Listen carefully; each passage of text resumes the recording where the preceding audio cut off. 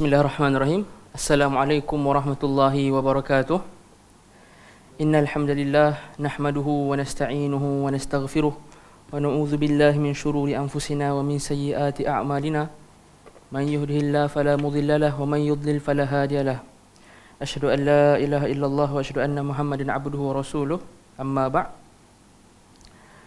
Allahumma ighfir lana dhunubana wa liwalidina warhamhum kama rabbawna shighara. Allahumma faqihna fid din wa 'allimna ta'wil wa hdina siratakal mustaqim.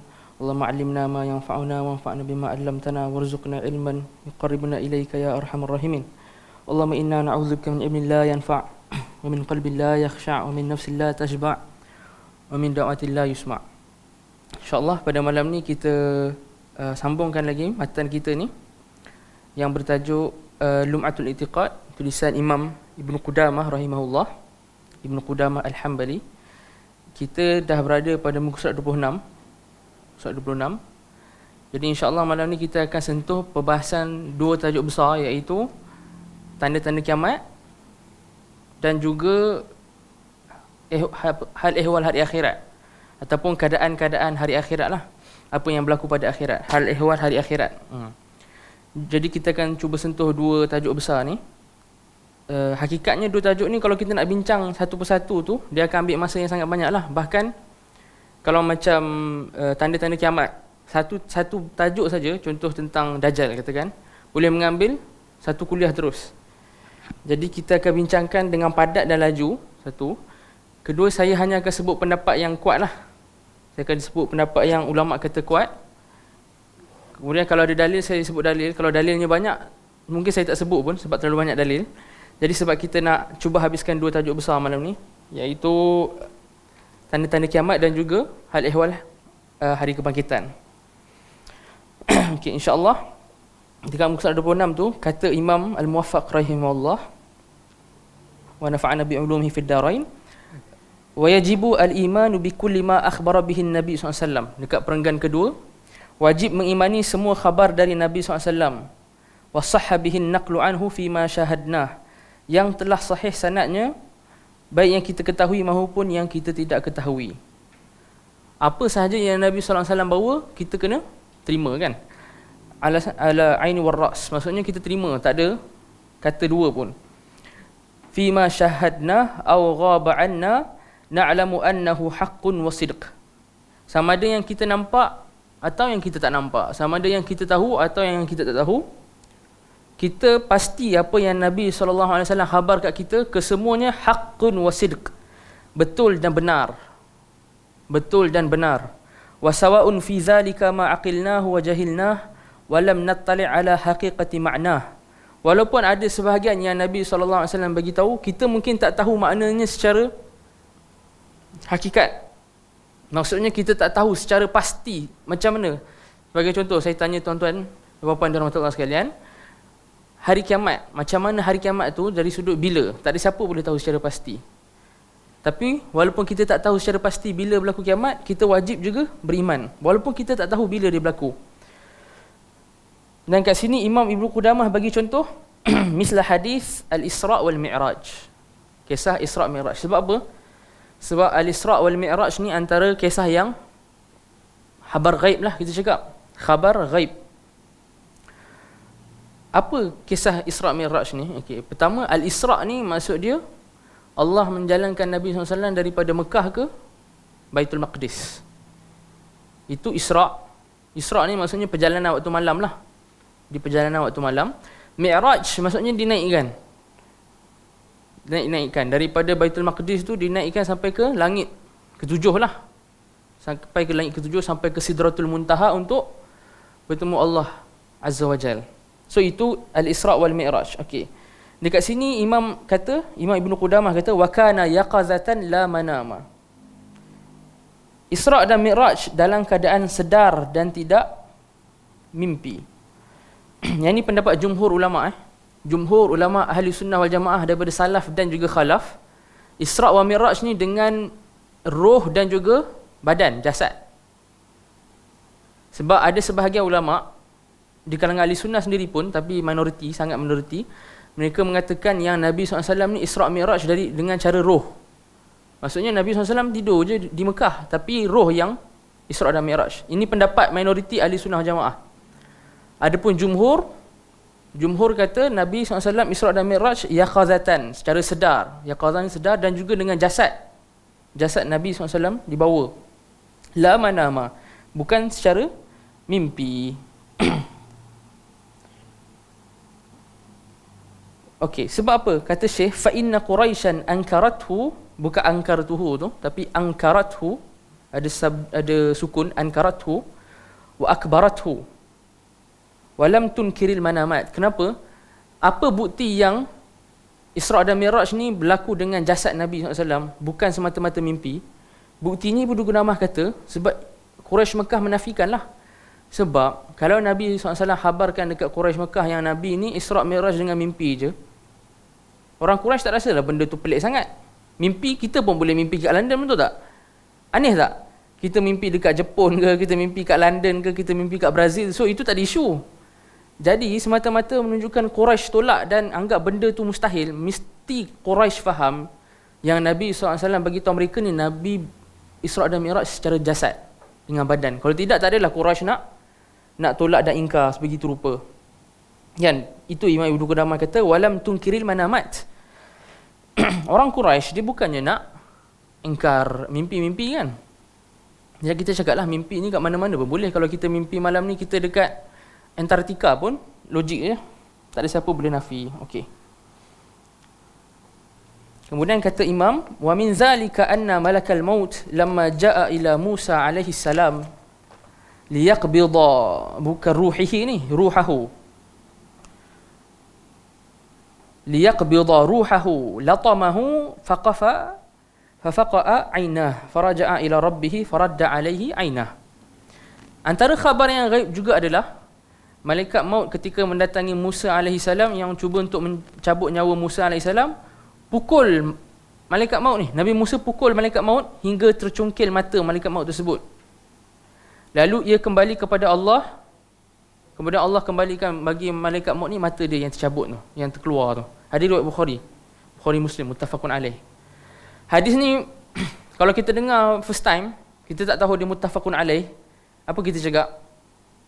Oh ni apa benda ni, dhaif ni kan? Ada petanda bau-bau dhaif ni, petanda yang peliknya hadis ni. Tapi sebenarnya hadis ni tak pelik.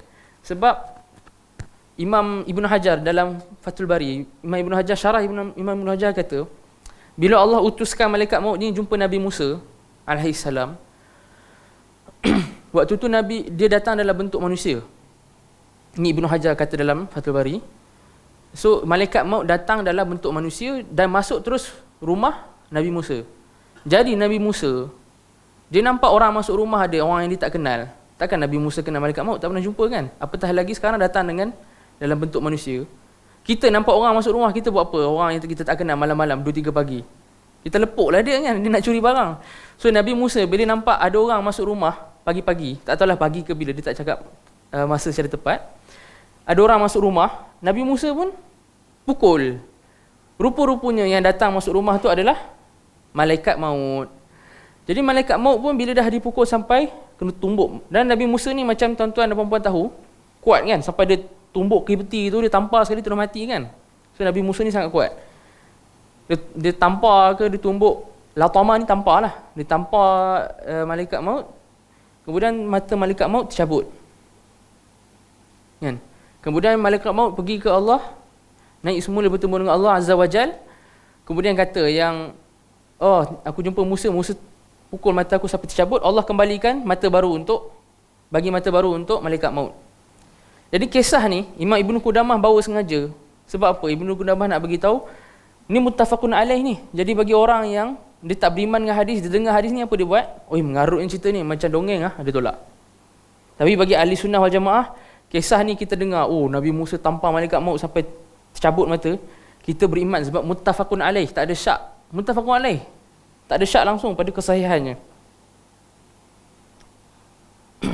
Wa min zalika, dan antara kisah-kisah yang gaib juga. Tadi Ibnu Qudamah dah sebut apa? Isra' dan Mi'raj.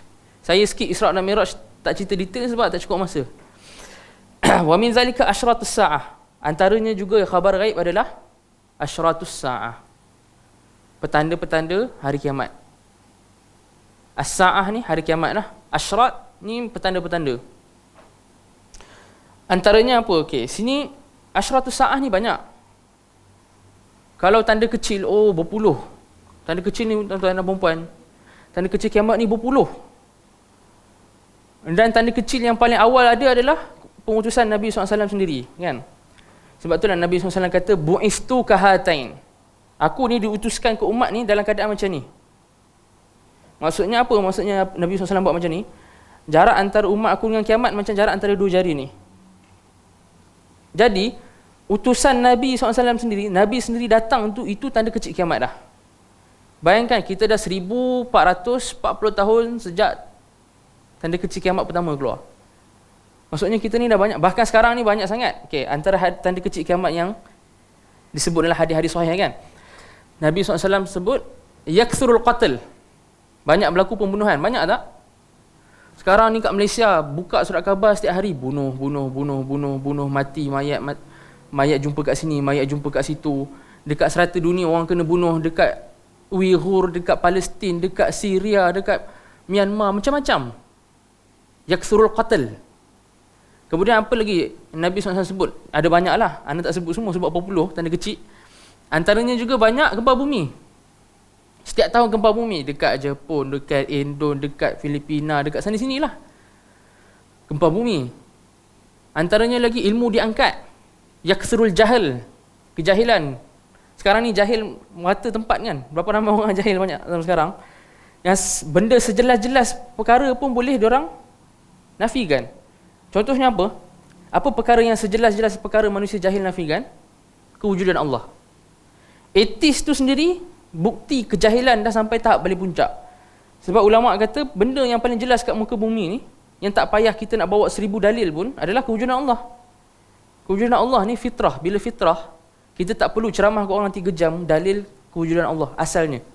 Asalnya kita tak perlu pun. Tapi etis boleh muncul zaman sekarang, itu tanda manusia dah sampai ke muncak kejahilan. Maklumat yang paling 100% betul dan confirm kat alam ni, iaitu kewujudan Tuhan Azza wa Jal, telah dinafikan. So itu maksud, antara maksud kepada banyaknya jahil pada akhir zaman. Kemudian akhir zaman perempuan pakai pakaian macam tak pakai apa-apa. Pakai pakaian tapi macam tak pakai apa-apa. Sekarang banyak kita lagi tahu hal ehwal keadaan kita zaman sekarang kan. Orang Melayu pun dah start berani dah. Orang Melayu ni kita tengok dulu lama-lama dulu sebelum pengaruh, kita cakap pengaruh barat kuat lah kan. Masing-masing ni pakai kain, batiknya dengan apa semua perempuannya tutup badan tau. Sekarang ni dah berani dah. Pakai singlet. Bukan lelaki perempuan pakai singlet. Nampak bahu apa semua. Ini pun tanda-tanda yang tanda-tanda kecil lah tu. Perempuan pakai pakaian tu dah macam tak pakai dah. Itu tak pergi ke pantai lagi. Kan? Kalau ke pantai-pantai dengan turis-turis kat pantai tu. So tanda kecil kiamat ni kita tak payah cakap, memang dah confirm ada. Kita tunggu masa je sebab tanda kecil kiamat hampir semua dah ada. Kan? Kita tunggu masa untuk tanda besar ni.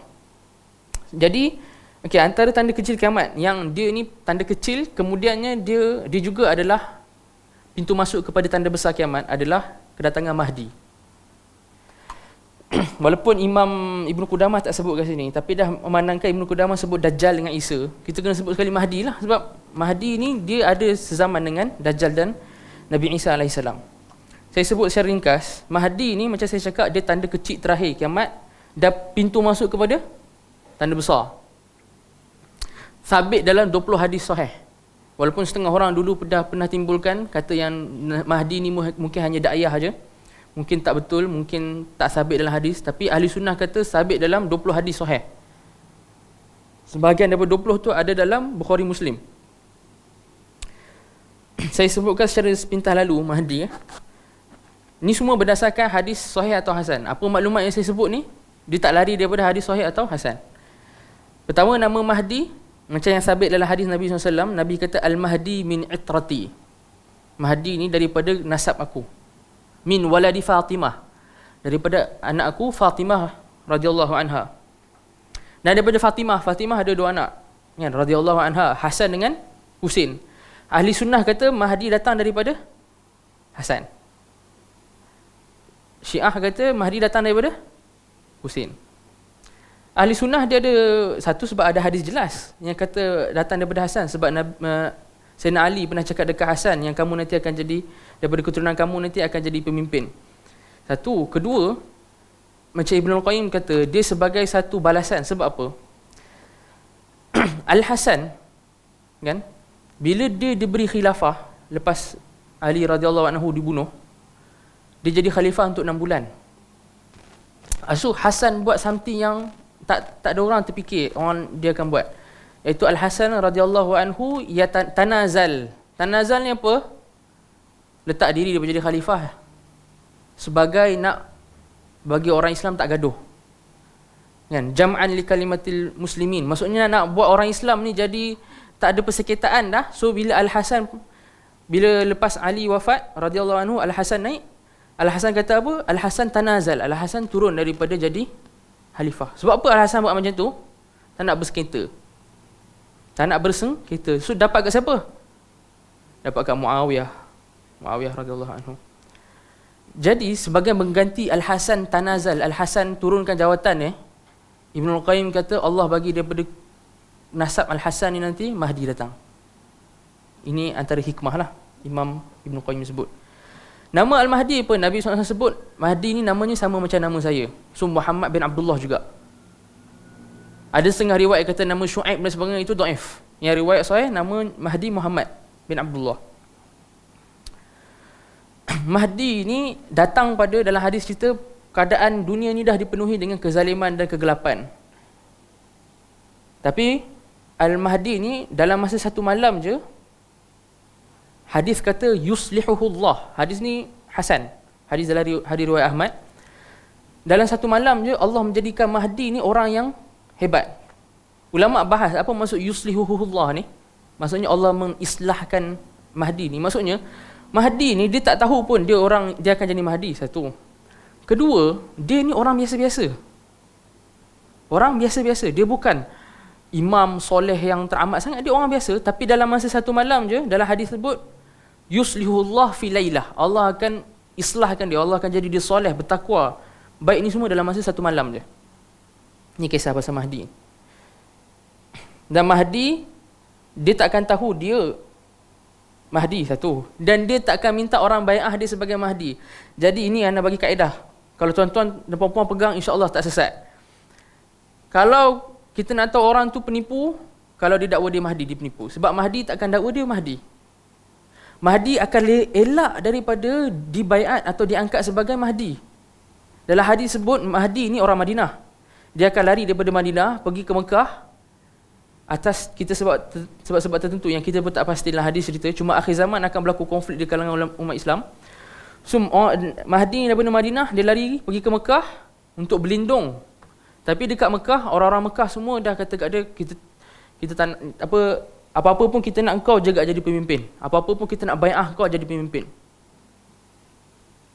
Maka Al-Mahdi ni bila dia dah cuba, orang cakap seek refuge lah, cuba nak dapat perlindungan kat Mekah, tapi orang duk desak dia, angkat dia juga, dia akan dibaiat di antara Hajarul Aswad dengan Maqam Ibrahim alaihi salam. Ni semua sebut dalam hadis. Dia akan dibaiat kat mana? Antara Hajarul Aswad dan Maqam Ibrahim. Yang ni pun satu dalil lagi. Jadi kalau ada orang pandai mengaku dia Mahdi, dia minta dibaiat, sedangkan minta baiat tu live stream je, tengah live stream laptop, okey saya Mahdi, baiat saya, cakap dia penipu.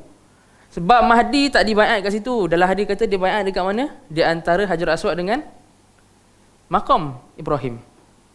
Dan Mahdi ni hidung tajam. Hidungnya tajam.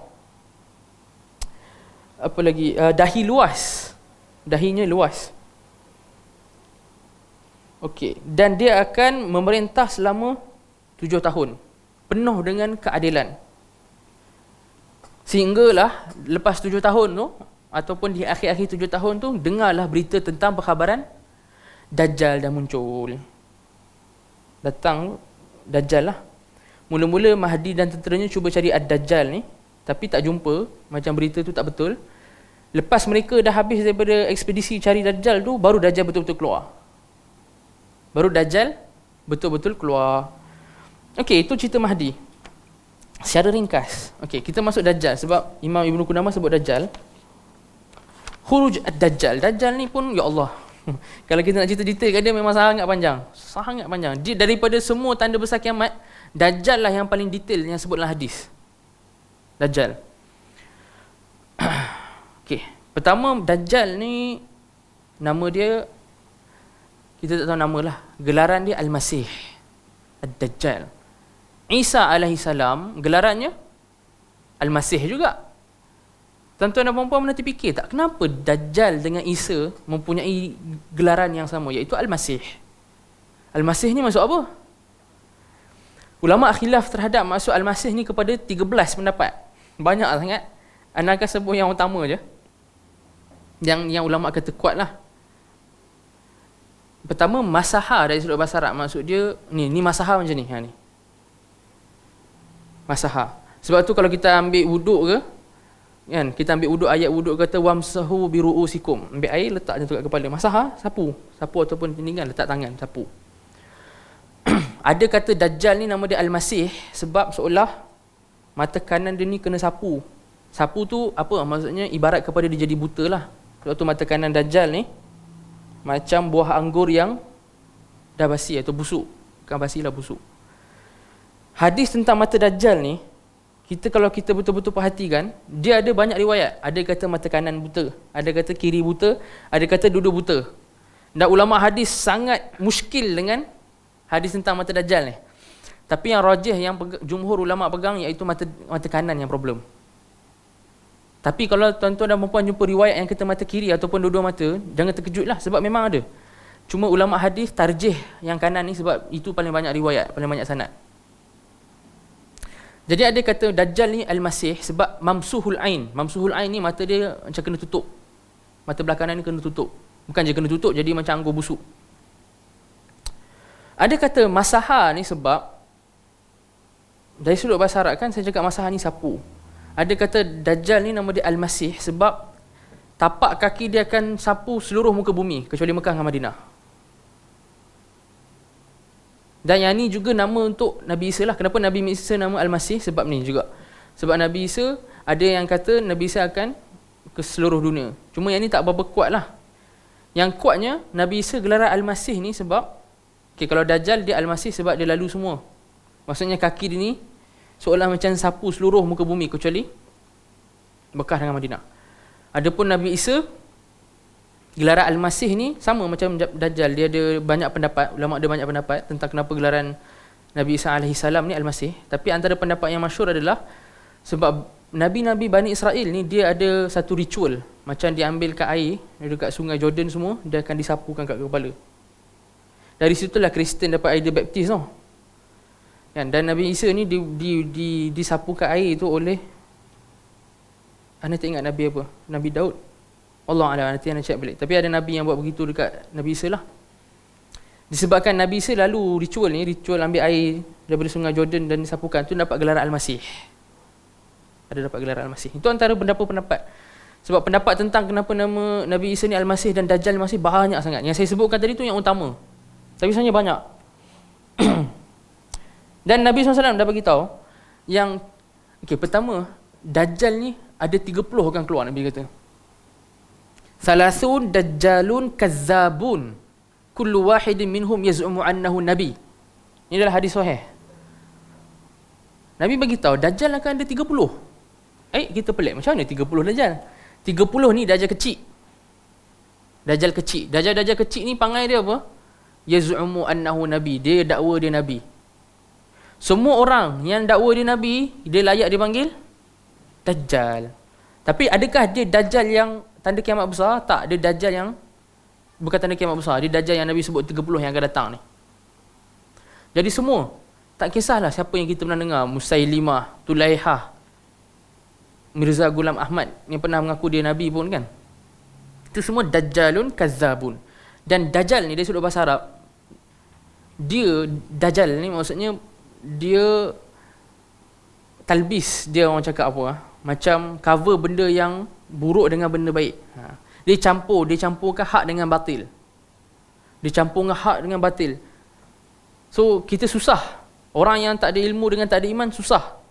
Dia akan tertipu dengan fitnah Dajjal. Dia akan termakan dengan fitnah Dajjal. Sebab Dajjal ni dia akan gabung di antara al-haq wal batil.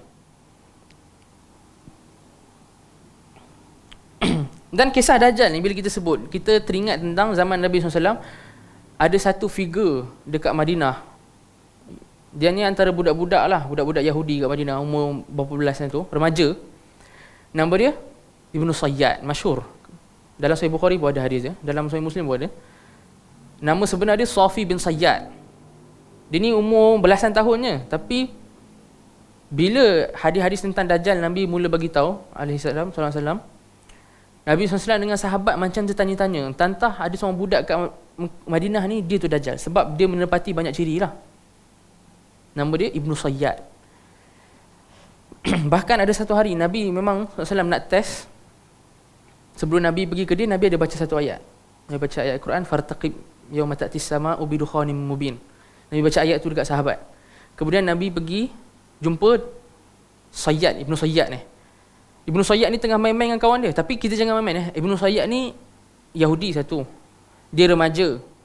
Macam budak kecil 11-12 macam tu. Dan Ibnu Sayyad ni, walaupun dia kecil, ahli sihir. Dia dah sejak kecil, dia dah main sihir banyak.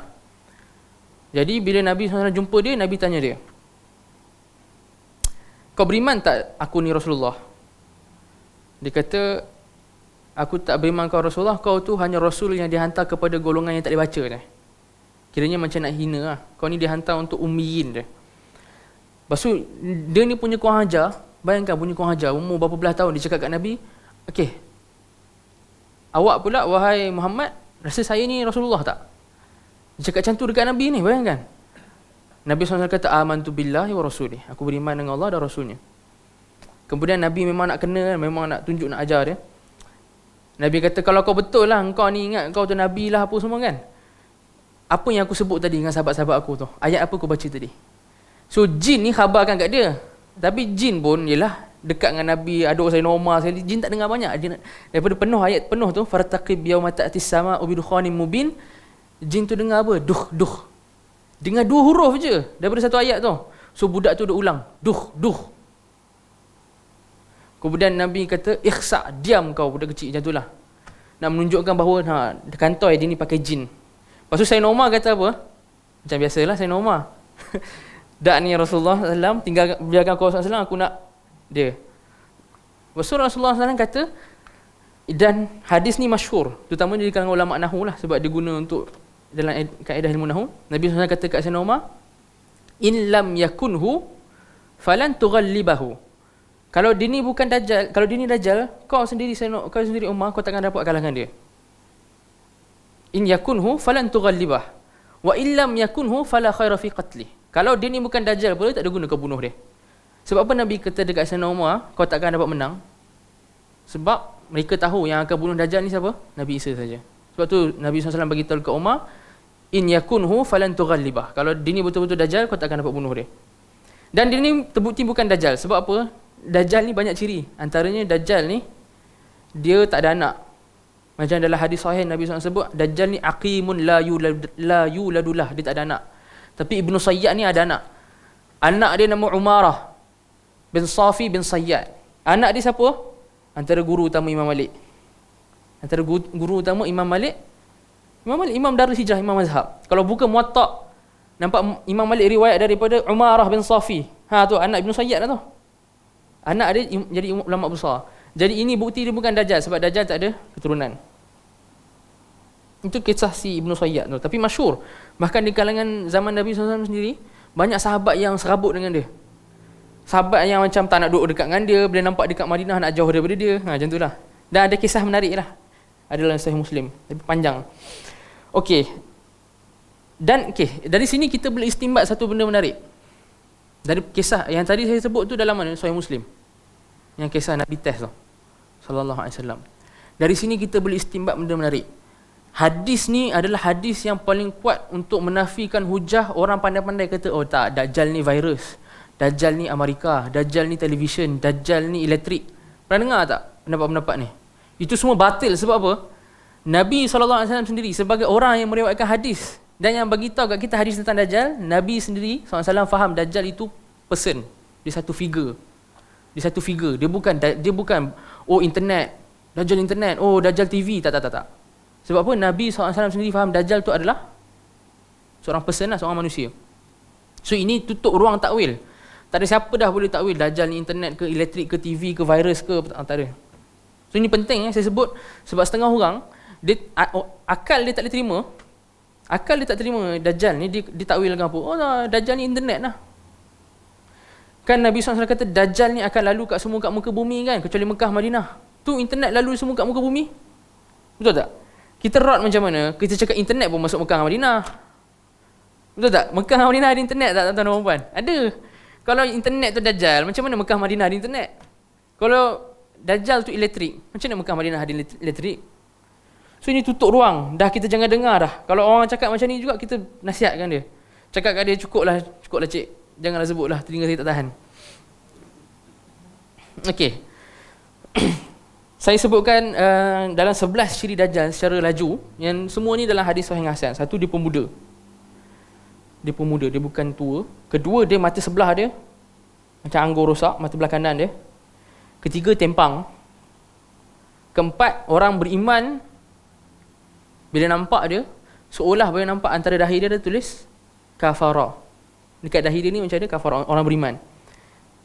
Kelima, dia tak boleh masuk Mekah dengan Madinah sebab malaikat jaga. Keenam, semua Nabi sebelum Nabi Muhammad SAW, bermula daripada Nabi Nuh sampai Nabi Muhammad SAW, telah bagi tahu ke umatnya tentang Dajjal. Sebab tu dalam Kristian pun diorang percaya kan, diorang panggil Antichrist lah, diorang cakap false messiah lah. Tapi dalam agama diorang pun ada. 7, dia mandul. Dia aqim, dia mandul, Dajjal mandul. 8, dia dakwa dia Tuhan. 9, dia mula muncul daripada Isfahan. Isfahan kat mana? Dekat Iran. Ibu kota Iran. Sekarang Tehran ni, dulu tu Isfahan. Dulu area tu Isfahan ni masyhur lah. Ulama-ulama yang nama Al-Asbahani kat belakang tu daripada bandar ni, Isfahan ni. So dalam hadis kata Dajjal ni first keluar dekat Isfahan. Dan dekat Isfahan ni yang akan ikut dia pertama sekali Yahudi kat Isfahan. Dan sampai sekarang, walaupun Isfahan ni penuh dengan Syiah, dekat bandar tu masih ada orang Yahudi. Kemudian Dajjal ni mampu turunkan hujan, suburkan tanah, hidupkan orang yang dah mati. Cuma ulama khilaf pasal isu ni. Ada ulama kata yang ni hanya sihir je, ataupun sihir takhil dia panggil. Maksudnya Dajjal tak betul-betul pun hidupkan orang yang mati ataupun menurunkan hujan, tapi dia ada jin-jin yang ikut dia yang boleh buat gambaran seolah benda tu jadi. Contohnya macam mana? Yang ni pendapat sebagai ulama. Bila ada riwayat yang kata Dajjal mampu hidupkan orang yang mati, orang yang dah mati kan, ulama kata sebenarnya dia tak hidupkan orang yang mati pun, dia suruh jin menyerupai orang yang dah mati tu. Dan Dajjal pernah dialog dengan seorang pemuda ni, nanti akhir zaman dia akan dialog. Dia kata, kalau aku hidupkan mak bapak kau dan mak bapak kau suruh ikut aku, kau ikut tak? Orang pemuda tu cakap, ya aku ikut. Kemudian Dajjal hidupkan mak bapak dia. So ulama kata sebenarnya dia tak hidupkan pun, dia minta 2 jin yang boleh menyerupai macam mak bapak orang ni, dia pun menyerupai lah. So orang tu, oh ingat mak bapak dia hidup, sebenarnya jin yang menyerupai. Ni pendapat sebagai ulama lah. Dia kata kuasa Dajjal ni bukan realiti, dia sihir je. Tapi pendapat ni tak kuat. Ulama majoriti kata semua kuasa Dajjal tu realiti, dan Allah yang bagi dia kuasa tu. Seperti mana Nabi Isa pun boleh hidupkan orang yang mati, Dajjal pun boleh. Allah yang bagilah, Allah yang bagi dengan keizinan Allah dan sebagainya. So Dajjal sebenarnya dia tak ada pun, tapi Allah bagi kat dia. Sebagai apa? Ujian untuk kita. Sebagai ujian untuk kita. Terakhir dia akan dibunuh oleh Nabi Isa AS dekat Palestin setelah 40 hari. Yang 40 hari itu, hari pertama macam setahun kan, hari kedua macam sebulan, hari ketiga macam seminggu dan sebagainya. So dia akan dibunuh oleh Nabi Isa AS. Dan Nabi Isa ni akan turun pada hujung waktu waktu Mahdi. Nabi Isa akan turun pada penghujung waktu Al-Mahdi. Kan? Nabi Isa turun kat mana? Ulama kata, dalam hadis pun jelas kata Nabi Isa akan turun dekat Masjid Syria Jami' Umawi, Menara Putih. Sekarang ada lagi. Dan sekarang Menara Putih tu tak hancur pun walaupun perang. So ulama kata, bukan ulama pun, dalam hadis kata secara jelas dia akan turun dekat menara tu. Menara dekat Syria, dekat Masjid Jami' Umawi, Menara Putih dia panggil. Kalau tuan-tuan dengan perempuan tengok dekat Google ke YouTube pun ada lagi menara tu, cantik lah. Dia akan turun kat situ, dibawa oleh 2 malaikat. Dan Nabi Isa akan turun lah daripada langit, dipimpin oleh 2 malaikat pada waktu subuh. Yang asalnya waktu tu dah nak solat dah, Mahdi dengan pengikut dia nak solat dah. Tiba-tiba Isa turun. Lepas tu Mahdi pun cakap dekat Nabi Isa AS, jadi imam lah. Ya. Tapi Nabi Isa menolak. Nabi Isa kata iqamat tadi tu didirikan sebab untuk engkau sebagai imam. So Nabi Isa jadi makmum bagi Mahdi. So Nabi Isa dia turun penghujung waktu Mahdi tu. Lepas hadis ni, Mahdi dah tak disebut dah. Kita tak tahu apa jadi kat dia. Tak ada dalil yang jelas. Okey, itu tentang Dajjal. Kemudian Ya'juj dan Ma'juj. Khuruj Ya'juj wa Ma'juj. Ya'juj dan Ma'juj pun panjang, tapi tak apa, kita cerita laju. Dalam ayat Quran ada sebut tentang Ya'juj dan Ma'juj, dan dalam hadis pun sebut. Berbelas hadis. Dalam kutub sitah ada 12 hadis tentang Ya'juj dan Ma'juj. Pertama, kita tahu Ya'juj dan Ma'juj ni bilangannya ramai. Sebab Nabi SAW bagi tahu nisbah dia satu manusia sama dengan 1000 Ya'juj dan Ma'juj. Cuma ulama khilaf lah, satu tu untuk orang zaman Nabi SAW ke atau zaman sekarang. Kalau zaman sekarang sangat banyak lah. Kalau sekarang penduduk muka bumi 7 bilion kali 1000 7 bilion kali 1000 lah kot kan. Jadi berapa tak tahu, penuh ke muka bumi lah. Itu kalau kita kira kali 1000 tu untuk penduduk bumi zaman sekarang. Kalau untuk zaman Nabi SAW kurang lagi lah.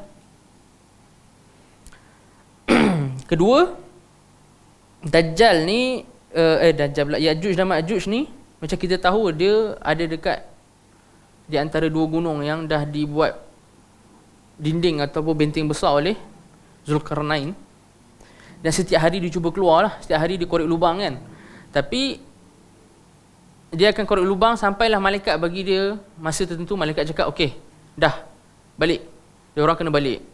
Besok dia pergi ke tempat dia korek tu, dah tutup balik dah. Setiap hari benda tu akan berlaku, berulang je. Dia akan buat lubang, kemudian besar 20 sen ke apa, dia balik. Besok dia pergi, tak ada dah lubang tu. Cuma bila start, zaman Nabi SAW dah start, dah tak tutup balik dah lubang tu. Sebab Nabi SAW kata dalam hadis, yang Nabi SAW berdialog dengan Ummi Salamah radhiyallahu anha. Nabi kata, wailun lil Arab min syarrin qad iqtarab. Wailun nak terjemah macam celakalah bagi orang Arab, ataupun bahayalah bagi orang Arab daripada kejahatan yang telah mendekati. Maksudnya apa? Nabi bagi tahu ke Ummi Salamah SAW, Nabi bagi tahu ke Ummi Salamah, hari ni lubang sebesar ni dah dibuat oleh Ya'juj Ma'juj lah. Maksudnya nak bagi tahu sejak zaman Nabi tu dah tak ada dah. Tak ada nak tutup cover balik dah. Lubang tu dah makin besar, makin besar, makin besar. Tak tahu, kita tak tahu sekarang besar mana. Itu cerita tentang Ya'juj dan Ma'juj lah. Dia cuba korek keluar kan. Kemudian mereka ni, Ya'juj dan Ma'juj ni, nak gambarkan betapa ramai. Dalam satu hadis yang hasan, Nabi SAW bagi tahu Ya'juj dan Ma'juj akan lalu Tasik At-Tabariyah. At-Tabariyah ataupun nama English dia Lake of Tiberias macam tu kot. Ataupun nama dalam English juga Sea of Galilee. Boleh cari dekat YouTube pun ada. Kalau tuan-tuan dan puan-puan tengok kat YouTube, Tasik Tabariyah ni besar sangat, sangat besar, dah macam laut dah. Tasik dia bukan laut, dia tasik. Tapi penghujung tasik tu dah macam tak nampak dah. Sangat besar. Nabi SAW beritahu apa? Ya'juj dan Ma'juj akan lalu jalan ni, lalu laut ni. Mereka akan minum air tasik tu. Bayangkan satu rombongan, yang first minum sampai belakang lah. By the time rombongan tu, yang penghujung rombongan habis minum, tasik tu pun dah habis. Punya ramai. Dan kalau tuan-tuan dan puan-puan tengok tasik tu, memang tak logik. Bos, tasik tu sangat besar. Maksudnya tak tahulah berapa ramai orang perlu lalu tasik tu sampai boleh kering dalam masa satu perjalanannya. Maksudnya rombongan lalu, semua minum, yang terakhir dah habis dah tasik tu. Sampai yang dekat last ni, ya, geng-geng orang last ni kata dulu kat sini ada tasik. Dulu macam lama, padahal baru lalu je. Maksudnya ramai sangat. Tak boleh bayanglah berapa ramai. Depa ni semua akan mati sebab kena penyakit. Dia mati kat penyakit, ada penyakit. Kemudian mati serentak. Dia tak ada seorang, dua mati, tak ada seorang mati, semua mati. Lepas Nabi Isa doa, dia orang semua akan mati. Waktu tu Nabi Isa dengan pengikutnya tengah bersembunyi dalam gua. Bila dah keluar tu tengok Oh, semua Ya'juj dan Ma'juj dah mati dah. Kemudian bumi akan busuk sangat sebab tak ada 1 inci bumi pun. Kalau dalam hadis kata tak ada 1 ruang untuk letak tapak kaki pun, melainkan ada mayat Ya'juj Ma'juj kat situ. Dekat seluruh bumi. Boleh bayangkan berapa banyaknya Ya'juj Ma'juj ni. Kemudian akan turun hujan. Allah akan turunkan hujan yang bawa mayat tu pergi. Kemudian akan ada juga burung-burung yang angkat mayat ke dan sebagainya. Kemudian hilang. Dia hilang. Dan Ya'juj dan Ma'juj ni, kalau ikutkan zahir hadis, mereka ni manusia. Sekelompok bergolongan manusia lah. Bukan jin, bukan syaitan, bukan raksasa, mereka manusia. Tapi macam mana? Wallahualam. Setengah orang dia tak boleh terima benda ni, dia tolak. Setengah orang tak boleh terima benda ni, dia tolak. Itu kisah Ya'juj dan Ma'juj. Kemudian kata Ibnu Qudamah, wa khurujud dabbah. Dabbah ni binatang melata yang keluar daripada muka bumi. Ada setengah riwayat yang dhaif lah, tapi riwayat ni dhaif. Kata besarnya sejauh timur dan barat. Ada ulama kata sejauh timur dan barat besar. Dabbah ni bukan betul-betul timur dan barat tu, tapi kalau mata kita pandang dia, mata kita tengok daripada timur, mata kita tengok daripada barat, dia lebar tu. Tapi riwayat ni tak berapa kuat lah. Apa dabbah ni buat? Dabbah ni dia akan melata kat muka bumi. Dia akan cari orang yang masih berbaki kat muka bumi waktu tu. Dia akan tanda kat setiap orang. Kalau dekat mukmin dia tanda mukmin. Dekat kafir dia akan tanda kafir. Sampai waktu tu orang start refer orang dengan panggilan macam tu. Aku beli baju dekat si kafir tu. Maksudnya zaman tu dah mula cop-cop orang dengan mukmin kafir sebab dia jelas dah ada. Itu fungsi dabbah tu. Sebab dalam hadis kata dabbah ni Allah akan keluarkan dia tukallimuhum. Dabbah ni akan tukallimuhum. Tukallim ni dari sudut bahasa Arab maksud dia cakap, tapi boleh juga maksud dia luka. Sebab al-kulm dalam bahasa Arab maksud dia luka kan ataupun bercakap. So ada ulama kata bila lukakan tu maksudnya dia toreh mukmin ke kafir dekat setiap orang. Itu ad-dabbah ni cerita. Tulu'us syams min maghribiha, matahari terbit daripada barat. Dan ada beberapa tanda yang Imam Ibnu Qudamah tak sebut lah, macam 3 gempa bumi besar dan juga keluar api daripada Yaman yang akan kumpulkan manusia dekat tanah Syam. Tak apa. Wa ashbahu zalika mimma sahabihi naql, dan yang semisalnya daripada khabar yang sahih periwayatannya. Wa azabul qabri wa na'imuhu haqqun wa qad ista'adha an-nabiy sallallahu alaihi wasallam minhu wa amara bihi fi kulli salah. Azab kubur dan kita cakap nikmat dalam kubur adalah benar, dan Nabi SAW telah meminta perlindungan daripadanya. Waktu bila? Waktu solat kan? Waktu rakaat terakhir, waktu tahiyat, lepas kita habis tahiyat kita baca Allahumma inni a'udzubika min azabil qabr. Kan? So itu hadis yang sahih yang jelas menunjukkan bahawa azab kubur ni sabit. Sabit. Wa fitnatul qabri haqqun, fitnah kubur ni benar. Wa su'alu munkarin wa nakir haqqun, dan soalan pertanyaan munkar dan nakir juga benar. Okey, kita akan pergi ke isu kubur ni. Ulama kata dalam kubur ni ada 3 isu yang berlaku, ada 3 perkara berlaku. Pertama, dhammatul qabr. Pertama, semua orang tak kira dia muslim ke tak muslim ke, dia akan hadapi dhammatul qabr. Semua akan kena himpit dengan kubur. Semua. Tak terkecuali. Semua akan kena dhammatul kubur. Pendapat yang jumhur ulama am likullin nas. Pendapat jumhur kata ni semua manusia kena.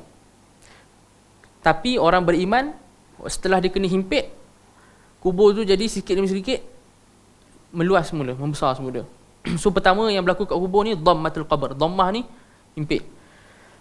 Kedua, fitnatul qabr. Fitnah ni pertanyaan. Pertanyaan dan ujian dalam kubur, iaitu munkar dan nakir yang akan tanyalah. Munkar dan nakir. Munkar dan nakir ni panjang ulama bahas. Adakah itu nama ke gelaran? Tapi yang tepatnya macam dia gelaran. Maksud munkar dengan nakir dari sudut bahasa Arab. Maksud munkar dengan nakir ni maksudnya benda yang kita tak tahu. Bila ulama hadis kata hadza hadithun munkar, maksudnya kita tak tahu. Maksudnya apa? Dia dhaif teruk lah sampai kita tak tahu. Bila imam macam Bukhari kata hadis tu munkar, maksudnya hadis tu palsu sebab Bukhari tak tahu. Ini bukan saya tak tahu, ini Bukhari tak tahu kan. Bila Bukhari kata hadis munkar, maksudnya dia tak tahu. So munkar ni maksudnya tak tahu. Tak tahu tu ulama kata apa? Ulama kata manusia tak pernah tengok bentuk macam tu. Sebab tu nama malaikat ni munkar dengan nakir. Sebab bentuk malaikat macam ni, yang macam dalam hadis cerita mata diorang ni warna biru, mereka ni hitam gelap, biru gelap semua. Manusia tak pernah tengok macam tu. So itu kenapa nama Munkar dan Nakir lah. Kemudian ulama juga bahas tentang adakah baby ataupun orang gila akan ditanya. Pendapat jumhur ulama akan ditanya. Jumhur ulama kata baby dan orang gila pun akan ditanya dekat kubur. Tapi ada beberapa perkara yang selamatkan kita daripada pertanyaan kubur. Ulama kata pertama, orang yang al-murabit lil jihad. Murabit lil jihad ni dia duduk kat perbatasan dekat border, dekat sempadan-sempadan Islam, dia tunggu kat situ untuk jihad, untuk pertahankan negara Islam. So al-murabit ni, mereka kalau masuk kubur tak kena soal. Tak kena soal, skip terus. Kedua, orang mati syahid. Ketiga, orang yang mati pada hari Jumaat. Walaupun riwayat ni dhaif. Riwayat ni dhaif, tapi ada setengah ulama kata, ataupun ulama yang pandang hadis tu tak dhaif, dia berkata kalau mati pada hari Jumaat terselamat daripada kena tanya. Itu fitnah kubur, pertanyaan. Pertanyaannya apa? Ma rabbuka? Man rabbuka? Ma dinuka? Man nabiyuka? Kan? Siapa Tuhan kamu? Apa agama kamu? Siapa nabi kamu? Dan dinisbahkan kepada Mu'tazilah yang mereka menafikan azab kubur, tapi tak tepat. Majoriti Mu'tazilah isbat azab kubur. Majoriti Mu'tazilah. Bahkan seorang je daripada Mu'tazilah yang betul-betul nafi azab kubur. Nama dia Dirar bin Amr. Kalau kita Mu'tazilah, Dirar bin Amr seorang je yang nafi azab kubur. So azab kubur ni sabit, bahkan Mu'tazilah pun isbat. Kemudian kata Imam Ibn Qudamah, wal ba'tsu ba'dal maut haqqun wa dhalika hina yanfukhu Israfil alaihi salam fis sur wa nufikha fis sur fa idza hum minal ajdathi ila rabbihim yansilun. Yang ni tentang al-ba'ts, kebangkitan. Kebangkitan. So pertama, sebelum kita masuk tentang isu kebangkitan ni, permasalahannya, ulama bahas dari sudut apa dalil isbat kebangkitan. Dalil dia dua, satu akli dan juga nakli. Nakli adalah Al-Quran dan sunnah yang mutawatir dan ijma'. Al-Quran, sunnah dan ijma' kata akan berlaku hari kebangkitan. Okay. Dari sudut dalil akli pun kita boleh isbat kata, kita boleh kata hari kebangkitan ni mungkin berlaku. Maksudnya akal tak memustahilkan berlakunya hari kebangkitan.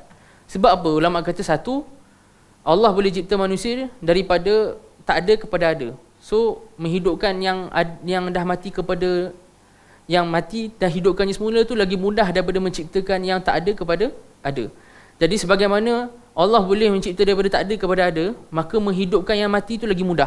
Maka hari kebangkitan ni akal kata mungkin berlaku. Kedua, bila kita kata Allah mempunyai sifat maha adil dan maha bijaksana, maka dalil akal kata kat sana mesti ada berlaku satu lagi proses untuk di mana semua hak-hak akan dikembalikan semula. Jadi akal sendiri kata, dalil akli sendiri kata, kalau kat muka bumi ni tak selesai semua hak tak dikembalikan, maka kat sana mesti ada proses lagi satu.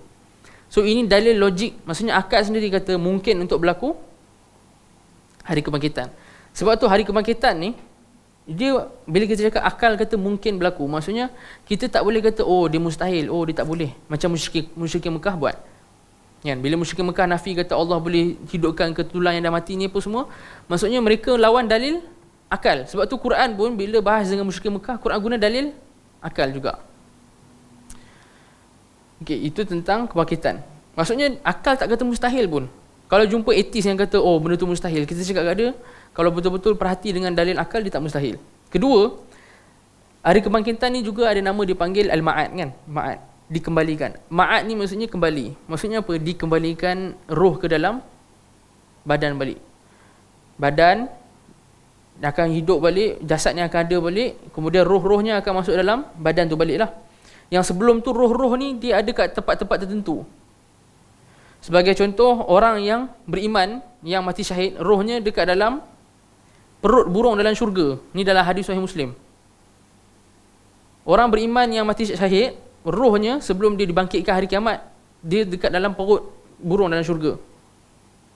Adapun orang beriman sendiri yang bukan mati syahid, ada banyak pendapat, ada 7.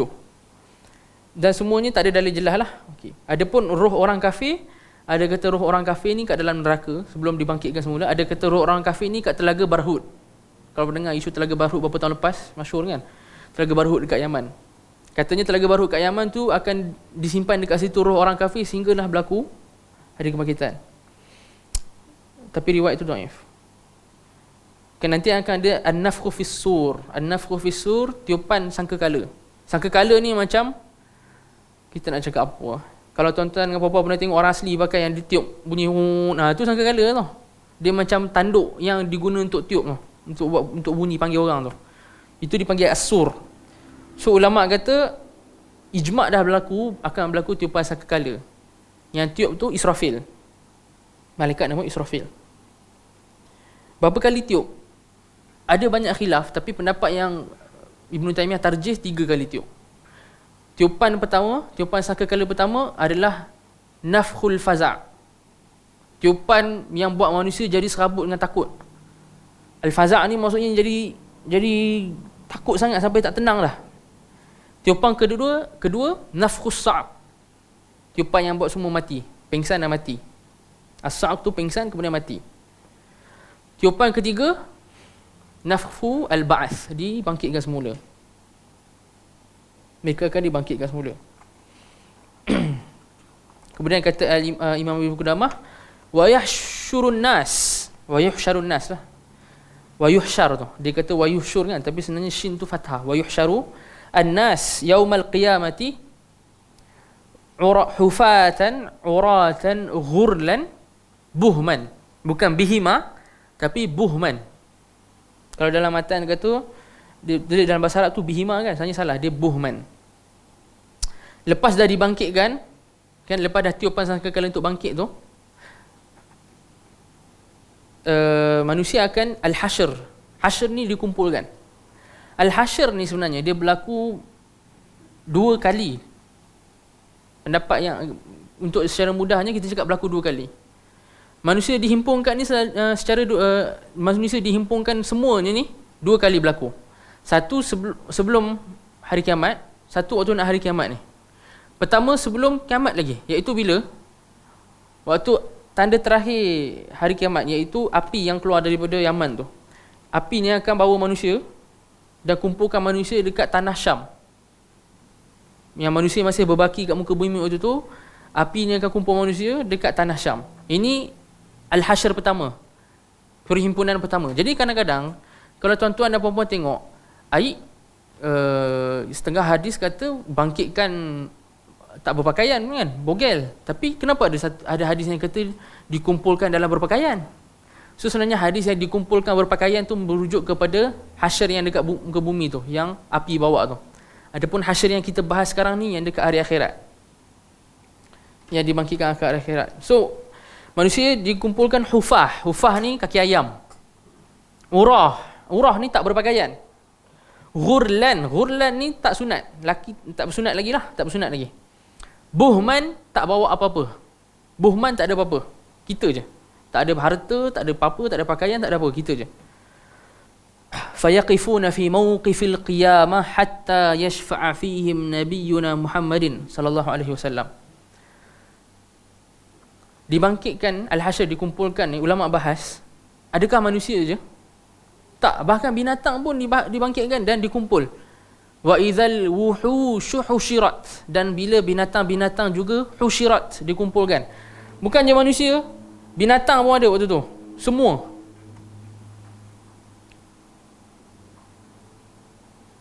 Pada hari yang panjangnya 50,000 tahun. 50,000 tahun panjang. Dan sekarang ni kita nak masuk benda menarik. Bila kita dibangkitkan nanti, saya nak gambarkan betapa situasi waktu tu, betapa kritikalnya. Nabi SAW bagi tahu, satu, matahari sejengkal. Kan ini semua kita pernah dengar dan sabit dalam hadis sahih, matahari sejengkal. Matahari sejengkal. Semua orang akan ditenggelam dengan peluh. Ada yang tenggelam sampai tahap lutut, ada yang tahap peha, ada yang dada, ada yang sampai mulut dengan hidung pun ada. Ditenggelam dengan peluh. Ketiga, manusia waktu tu terlalu takut dan terlalu serabut fikiran. Saya bagi gambaran. Hari tu sepanjangnya 50,000 tahun. Okey, tuan-tuan dan puan-puan nak faham hari tu rasanya macam mana? Kita tahu tak rasa yang bila kita tengah tunggu satu benda yang sangat kritikal, sebagai contohlah, pembedahan orang yang kita sayang. Kan, pembedahan orang kita sayang, kita nak tunggu doktor keluar bagi tahu keputusan sama ada mati atau hidup. Saat kita tunggu keluar tu, sebelum keluar tu, kritikal tak? Kritikal. Kan? Bila doktor tengah bedah, kita nak tunggu doktor tu keluar bagi keputusan. Kita takut tak? Takut satu. Tenang tak? Tak. Macam tu juga kita. Sebab waktu tu semua orang duk fikir amalan. Aku ni syurga ke neraka, syurga ke neraka, syurga ke neraka. Semua orang serabut. Makin lama tunggu, makin serabut. Dengan panasnya, dengan peluhnya. Semua orang waktu tu tak tahan. Sebab tu orang Melayu kata apa? Penantian itu satu penyiksaan. Betul. Kadang-kadang kita tunggu dekat bus stop, tunggu bas pun dah rasa letih dah. Ini kita tunggu, apa jadi kat kita lepas ni? Kita tunggu orang kita sayang ni kena bedah, hidup atau mati pun kita dah rasa serabut dah. Itu berapa jam pembedahan? Yang ni tunggu 50,000 tahun, bayangkan.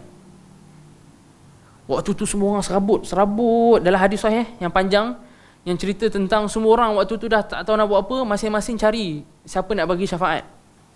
Kan? Mula-mula cari Nabi Adam, lepas tu cari Nabi Ibrahim, cari Nabi Musa, cari Nabi Isa. Semua Nabi-Nabi ni kata apa? Alaihimussalatu wassalam, nafsi, nafsi. Aku fikir diri aku je, aku tak fikir korang dah. Sebab apa? Nabi-Nabi ni semua teringat dosa masing-masing. Pergi ke Nabi Adam, dia cakap, aku teringat dulu aku makan buah khuldi, aku tak berani nak minta ke Tuhan syafaatkan korang.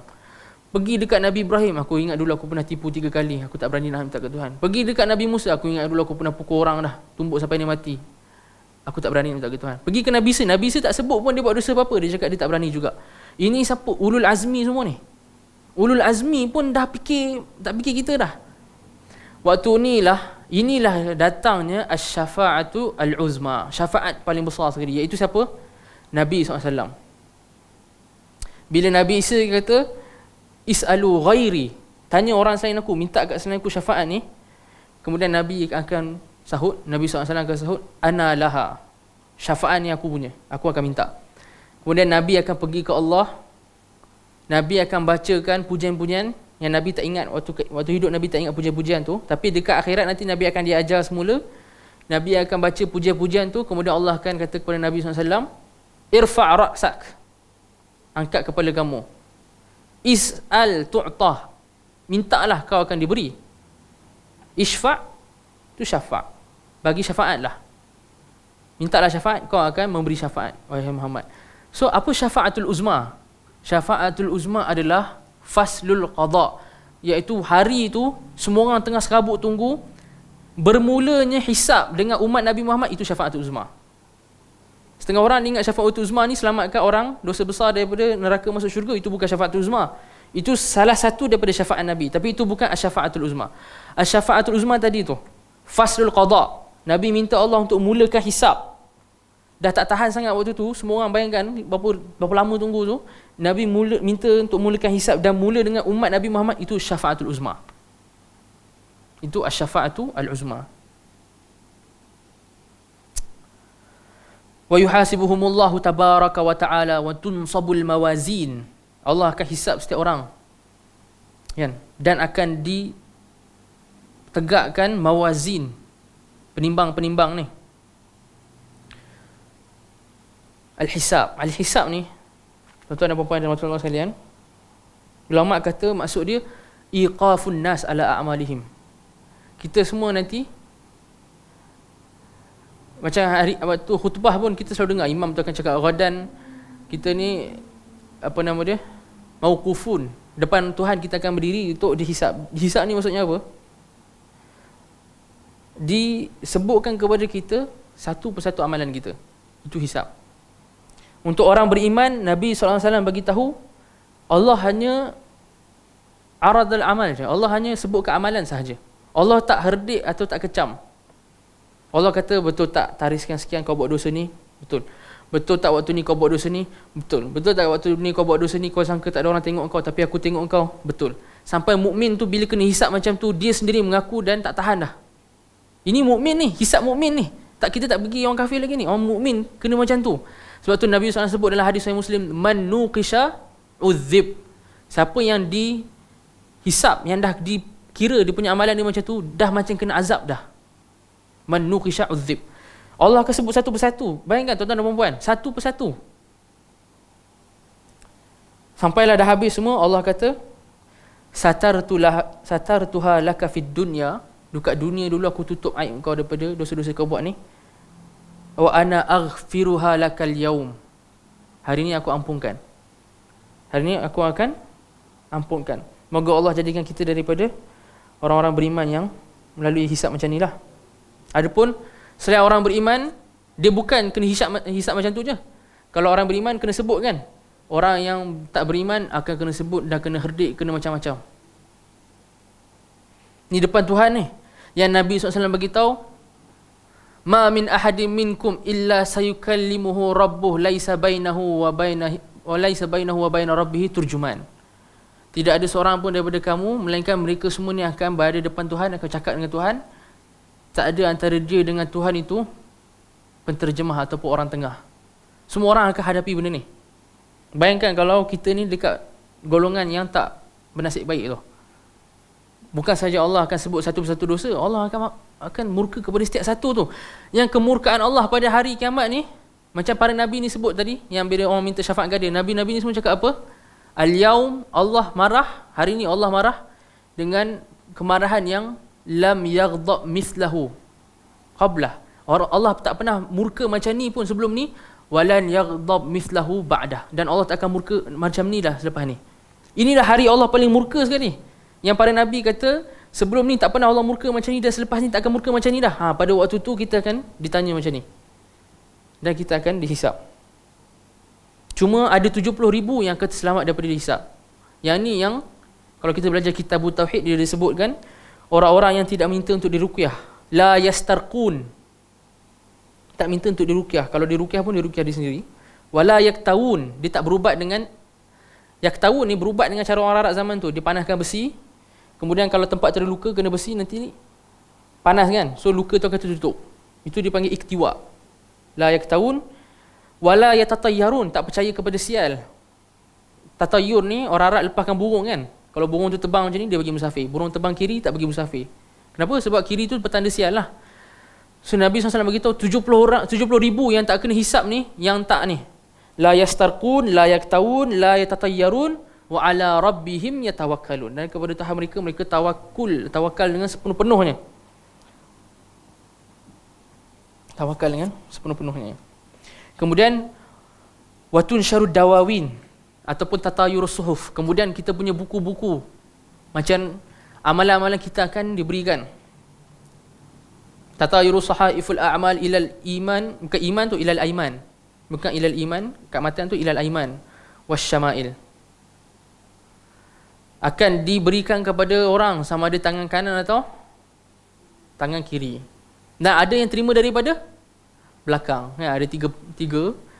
Jumhur ulama kata ada 3. Ada yang terima tangan kanan. Yang ni yang selamat. Yang terima daripada kiri tak selamat. Terima daripada belakang lagi teruk. Fa amma man utiya kitabahu biyaminihi fasawfa yuhasabu hisaban yasira. Yang kena tangan kanan kena hisap. Hisapnya yasir. Ringan. Ringan tadi apa? Yang Nabi kata, yang dia akan sebutkan satu persatu amalan dia tu. Yang tangan kiri dengan yang belakang, yang tu teruk. Ayat Quran tu kata, wa yanqalibu ila ahlihi masrura wa amma man utiya kitabahu wara'a dhahrihi fasawfa yad'u thubura wa yasla sa'ira. Utiya kitabahu wara'a dhahrihi, yang dia beri dari belakang. Dia beri buku dia ni daripada belakang. Dia ni, dia akan cakap celakalah aku. Dan kemudian dia akan masuk ke dalam neraka dan menjadi bahan bakar api neraka. Wa yasla sa'ira, akan jadi bahan bakar api neraka. Yad'u thubura tu, dia akan cakap kat diri sendiri, celakalah aku, habislah aku. Adapun orang yang dapat dengan tangan kanan, yang qalibu ila ahlihi masrura, dia akan jumpa balik keluarga dia. Kalau keluarga-keluarga dia yang selamat ni, ahli keluarga dia yang selamat, dan dia akan jumpa dalam keadaan gembira lah. Moga Allah jadikan kita daripada orang yang menerima dengan tangan kanan, bukan daripada tangan kiri atau yang belakang ni. Wal mizan lahu kiffatan wa lisan tuzanu bihil a'mal. Dan timbangan ni ada dua kifah, ada dua. Macam penimbang dekat pasar tu, ada dua tu, betul. Macam tu lah. Tak adalah macam tu betul-betul. Maksudnya dia ada dua tu. Tempat untuk letak tu. Tuzanu bihil a'mal. Mizan ni, Nabi SAW bagi tahu luas, besar. Penimbang ni besar. Kalau nak ditimbang langit dan bumi pun Nabi cakap boleh. Wasi'at. Nabi cakap la wasi'athu. Kalau nak letak langit dan bumi pun la wasi'athu. Secara mizan ni akan muat untuk langit dan bumi, nak timbang langit dan bumi. Dia ada dua nimbang, dia letakkan amalan padanya. Kemudian kita ada setengah riwayat kata warna emas ataupun dia buat daripada emas. Adakah mizan ni simbolik je ataupun realiti? Setengah ulama Mu'tazilah dia kata simbolik je. Sebab dia kata kenapa Allah perlu mizan untuk kira kan? Tapi ahli sunnah kata tak, mizan ni hakiki. Sebab hadis sebut ciri-ciri yang hakiki.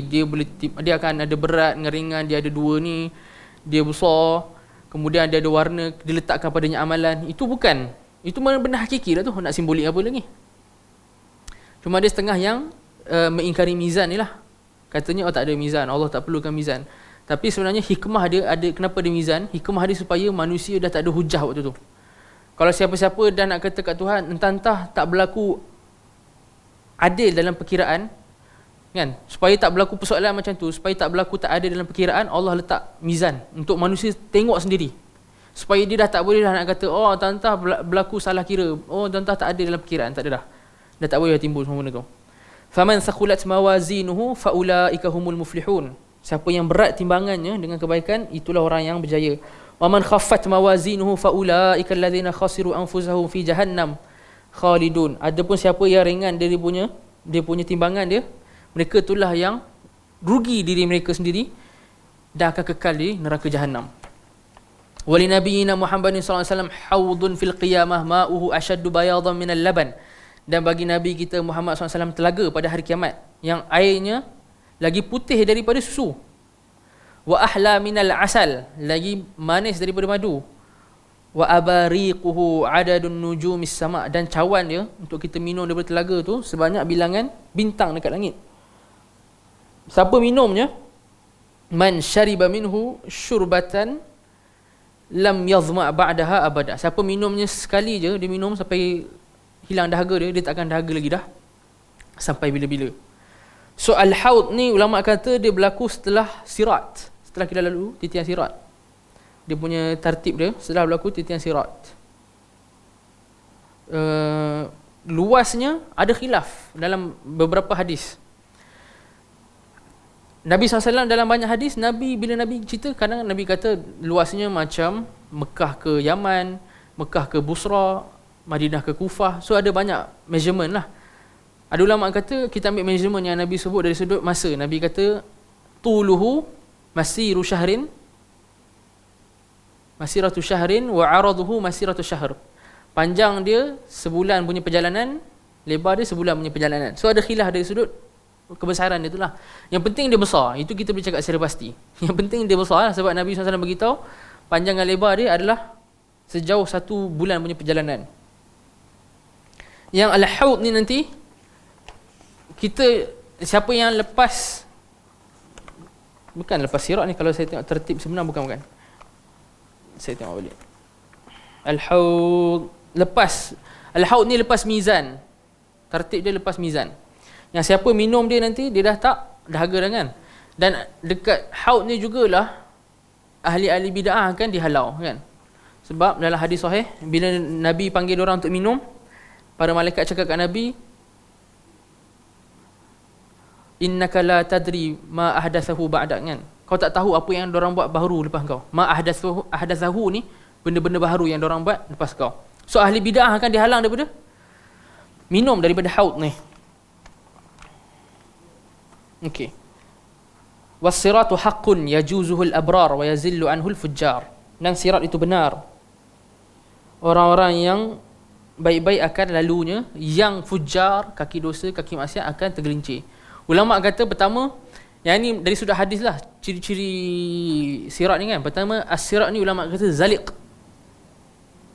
Bahkan dalam hadis sahih Nabi kata SAW, sirat ni madhadatun muzillah, licin. licin. Sirat ni licin. Itu hadis sahih.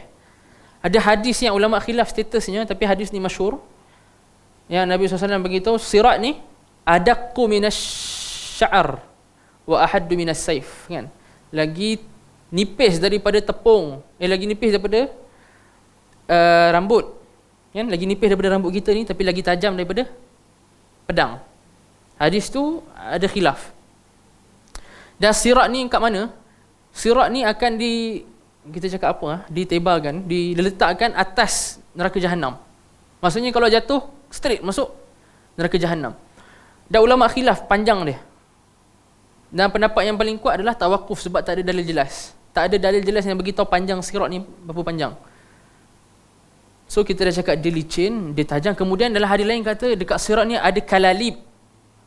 Fi hafatayh ada kalalib. Hafatayh ni dekat sirat punya daripada dua arah ni, kalau kita jalan kan, jalan dekat atas titi, daripada dua ni, dua sisi ni, hafatayh ni akan ada kalalib. Kalalib ni pernah tengok tak? Kalalib ni macam mana nak tunjuk? Dia macam berbola besi yang tajam-tajam tu. Bola besi tajam-tajam. Kan zaman dulu kalau orang nak azab orang ke, orang nak pukul orang ke, perang ke, dia pakai bola besi kan, yang tajam-tajam. Dekat titian sirat ada macam tu. So sambil orang tu jalan, akan ada kalalib ni.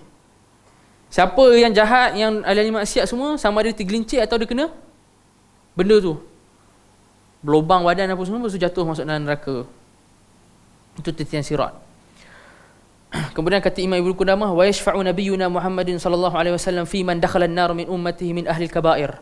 Untuk orang yang masuk neraka dapat syafaat. Ulama kata syafaat untuk ahli neraka ni dua. Berdasarkan hadis, keumuman hadis dalam Sahih Bukhari, Nabi SAW kata, syafaati li ahli al-kaba'ir min ummati. Syafaat aku untuk orang yang buat dosa besar daripada kalangan umat aku. Satu, yang dah masuk neraka akan keluar. Yang kedua, yang sepatutnya masuk neraka tapi tak masuk neraka. Yang kedua ni ada khilaf, tapi Ibn Taymiyah izbatlah dalam Wasatiyah, dia kata Nabi SAW punya syafaat juga untuk orang yang sepatutnya masuk neraka tapi dimasukkan ke syurga. So pertama, yang masuk neraka kena keluar, masuk syurga. Yang kedua, dia tak masuk neraka lagi tapi layak masuk neraka, kemudian masuk syurga. Fayakhruju nabi syafaatihi ba'dama ihtaraqu. Untuk yang pertama ni, mereka akan dapat syafaat Nabi setelah dah hangus dalam neraka tu. Wasaru fahman wa humama. Fahman wa humama ni hitam legam. Sampai bila mereka masuk syurga, ahli syurga akan tengok, oh ni tanda orang pernah kena bakar ni. Sebab tu mereka akan dipanggil golongan jahannamiyun dalam hadis. Jahannamiyun ni maksudnya dulu dia masuk neraka tapi dapat syafaat, dia masuk syurga tapi dia hitam legam, tanda kena bakar. Fayadkhuluna al-jannata bi syafaatihi wa lisairil anbiya'i wal mu'minina wal malaikati syafa'atun. Untuk malaikat, para nabi, orang beriman pun ada syafaat. Ada juga syafaat-syafaat. Qala ta'ala ya'lamu ma baina aydihim wa ma khalfahum wa la yashfa'una illa liman irtada wa hum min khasyatihi mushfiqun. Dia mengetahui segala sesuatu yang di hadapan mereka, yang di belakang mereka, dan mereka tidak memberi syafaat melainkan kepada orang yang diridai Allah. Dan mereka itu selalu berhati-hati kerana takut kepadanya. Yang diridai kepada Allah ni, ulama kata ini dipanggil asy-syafa'ah al-muthbatah. Yang sabit dalam nas, yang dapat syafaat ni, yang mampu beri syafaat kepada orang lain ni. Yang anbiya, mukminin, malaikah, hafiz Quran dan sebagainya, itu pun akan memberi syafaat. Tapi mereka ni semua bagi syafaat setelah Allah izinkan. Lepas tu ayat tu kata wala yashfa'una illa liman irtada. Mereka tak akan beri syafaat kecuali orang yang Allah redha. Wala tanfa'ul kafira syafa'atus syafi'in. Orang kafir tak akan dapat manfaat syafaat. Kan, orang kafir tak akan dapat manfaat syafaat kecuali seorang je yang sabit dalam hadis Sahih Bukhari, dia akan dapat syafaat walaupun dia orang kafir, iaitu Abu Talib, pakcik Nabi. Abu Talib, betul. Abu Talib, dia dapat syafaat bukan keluar neraka pun, dia kena dapat syafaat diskaun azab, kan, diskaun kena azab, iaitu pada hari Isnin azab dia akan diringankan kepada pakai slipper sampai menggelegak otak dia. So ini satu-satunya orang kafir yang dapat syafaat. Sebab kalau tidak, selain daripada itu, orang kafir takkan dapat syafaat. Daripada hadis yang sahih, memang orang kafir takkan dapat syafaat kecuali Abu Talib. Asyik teringat Abu Lahab je, kenapa dah? Padahal Abu Lahab ni memang dah dalam surah Al-Masad tu dah. Abu Lahab. Abu Talib. Abu Talib. Anda duk baca kitab tafsir Ibn Taymiyah tentang surah Al-Masad. Ibn Taymiyah ada kitab tafsir tentang surah Al-Masad tu, pasal Al-Masad tu kan Abu Lahab kan, teringat dia. Buat apa ingat dia? Wal jannatu wan nar makhluqatan la tafnayani fal jannatu ma'wa awliyaihi wan naru iqabu li a'daihi wa ahlul jannati fiha mukhalladun. Innal mujrimina fi azab jahannam khalidun la yufattaru anhum wa hum fihi mublisun. Syurga dan neraka adalah dua makhluk yang tidak akan punah. Syurga adalah tempat wali-walinya dan neraka adalah siksa bagi musuh-musuhnya. Penduduk syurga kekal di dalamnya dan sesungguhnya orang-orang yang berdosa kekal di dalam azab neraka jahanam, tidak diringankan azab itu dari mereka dan mereka di dalamnya berputus asa. Orang darah neraka ni itulah macam banyak ayat yang kita tahu, mereka sentiasa minta untuk diberikan rahmat kan, tapi tak, malaikat-malaikat ni kan malaikatun ghilazun syidad, berat dan kasar, dan ghilazun syidad ni kasar dan keras, sifatnya tu keras dan kasar. Bila minta, oh, janganlah azab aku ke apa, tak ada langsung 1% pun rasa nak bagi mercy. Cuma dekat isu neraka dengan syurga ni ada isu masyhur, iaitu betul ke Ibn Taymiyah pegang yang neraka akan fana seperti yang didakwa. Isu ni sebenarnya panjang perbahasan, tapi ringkasan dia setakat yang saya tengok, yang kuatnya adalah Ibn Taymiyah ni, bagi Ibn Taymiyah neraka ada dua. Neraka yang untuk orang mukmin maksudnya Muslim, dan neraka yang untuk pure orang non-Muslim. Kafir lah, kafir. Macam Muslim macam bahaya, kafir yang kafir. So, yang Ibn Taymiyah punya pendapat adalah neraka untuk Muslim tu akan fana. Yang ni bukan Ibn Taymiyah seorang cakap, ada beberapa tabi'in cakap, dan ada hadis yang ulama khilaf statusnya. Ada setengah orang dia kecam Ibn Taymiyah, dia kata Ibn Taymiyah langgar ijma' ulama. Ulama dah ijma' dah neraka dengan syurga ni akan kekal. Ijma' tu pada neraka dan syurga betul, tapi neraka yang mana? Itu Ibn Taymiyah bahas tu. So bagi Ibn Taymiyah, neraka yang kekal tu yang untuk kafir. Adapun neraka untuk orang Islam tu, lepas dah dibakar orang terakhir Islam keluar, dia pun akan hilang tadi. Ini pendapat Ibn Taymiyah lah. So untuk mengatakan Ibn Taymiyah langgar ijma', tak juga. Sebab satu, ada orang sebelum dia dah kata dah. Ibn Taymiyah ada kitab khusus tentang isu ni, Risalatun fi fana innar. So pertama, kita tak boleh cakap Ibn Taymiyah yang reka pendapat tu. Kedua, dia tak langgar ijma'. Sebab ijma' pada neraka tu secara semua. Ada pun Ibn Taymiyah dia kata yang untuk mukmin tu, untuk Muslim tu yang hilang. Wa yu'ta bil maut fi surati kabshin amlah fayuzbahu bainal jannati wan nar thumma yuqal ya ahlal jannah khuludun wala maut wa ya ahlan nar khuludun wala maut. Kemudian akan didatangkan nanti hari kiamat nanti, maut akan didatangkan dalam bentuk kambing. Kabshin amlah. Bertanduk. Kemudian dia akan disembelih di antara syurga dan neraka. Yang ni ulama jadi pening hadis ni. Ulama pening, ulama kata macam mana maut ni ma'ani. Sayang, benci, suka, gembira, sedih, itu ma'ani. Gembira dengan benci, sayang ni semua tuan-tuan boleh keluarkan tak jadi macam bentuk benda fizikal? Tak boleh. Maut pun macam tu. Macam mana ulama kata benda yang macam tu, benda yang ma'ani macam tu, tiba-tiba Allah buat dalam bentuk kambing? Kan? Tapi pendapat yang kuat di kalangan ulama adalah benda tu biasa je, benda biasa. Kalau Al-Quran pun akan datang hari kiamat dalam bentuk lelaki, kan, bagi syafaat kita. Quran bacaan Quran kita tu datang dalam bentuk lelaki. Amalan kita tak wujud pun. Pahala wujud tak? Tak wujud, tapi hari kiamat kita akan nampak depan mata kita. Dosa tak nampak pun, terapung ke apa, tapi nanti akan ditimbang depan mata kita. So kalau pahala dengan dosa kiamat Quran pun akan datang dalam bentuk manusia, benda ni tak pelik sangat lah. Cuma ada setengah ulama yang dia dari sudut ilmu kalam dia jadi serabut kat benda ni. Sebab bagi dia benda ni arad ni makna, arad ni mesti bertumpang dekat jisim kan. Macam mana tiba-tiba arad datang tanpa jisim, dia sendiri jadi jisim. Macam mana arad jadi jisim? Seolah macam mana sayang tu benda yang makna je, tiba-tiba dia jadi satu fizikal. Tapi ahli sunnah kata tak ada masalah, benda ringan je. Wallahu a'lam bissawab. Saya laju sikit malam ni untuk bagi habis juga, supaya malam esok kita akan masuk perbahasan tentang sahabat Nabi SAW. Panjang tentang perbahasan sahabat. Kemudian dari sudut imamah ni isu khalifah dan sebagainya tu, kepimpinan. Last sekali tentang muamalat ahli bidah, macam mana kita interaksi dengan ahli bidah. Macam mana ahli sunnah ni interact. Nah, ahli sunnah interact dengan ahli bid'ah. Kemudian kita habis insya-Allah. Ada apa-apa soalan? Boleh bagi ringkasan pasal pergerakan Freemason. Freemason. Yang nak bila kita orang Islam dengar pasal pergerakan Freemason ni, apa kita punya reaksi untuk khabar-khabar macam ni lah tentang Freemason ni, pergerakan ni. Okey. Saya bagi tahu awal mukadimah, saya Freemason saya tak sempat kaji banyak. Saya tak tahu banyak. Yang saya tahu satu, dia confirm wujud. Dia confirm wujud sebab memang dia memanglah pergerakan yang agak rahsia, tapi buku dah banyak dan memang mereka pun ada macam kesatuan yang kita boleh join. Dia ada lodge dengan macam tempat-tempat macam apa? Kita cakap macam pusat-pusat dekat serata dunia. Kedua, Freemason tu dari sudut agenda dia yang dia nak kata bahawa New World Order tu lah. Yang New World Order tu setengah dakwa sebenarnya dia nak tunggu kedatangan Dajjal. Kan? New World Order ni kononnya nak bawa kepada kedatangan Antichrist lah. Sebab tu ada mata tiga segi, mata satu tu kan. Dajjal satu mata.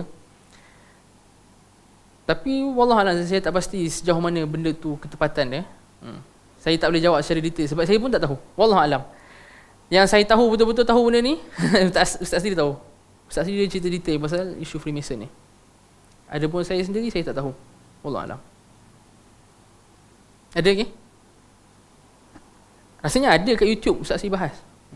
Ada. Ada lagi soalan? Tak ada? Kalau tak ada, kita tutup majlis kita dengan tasbih kafarah surah Al-As. Bismillahirrahmanirrahim. Subhanakallahumma wa bihamdika asyhadu an la ilaha illa anta astaghfiruka wa atubu ilaik. Al-As. Innal insana lafi khusr. Bismillahirrahmanirrahim. Wa tawassaw bis-sabr.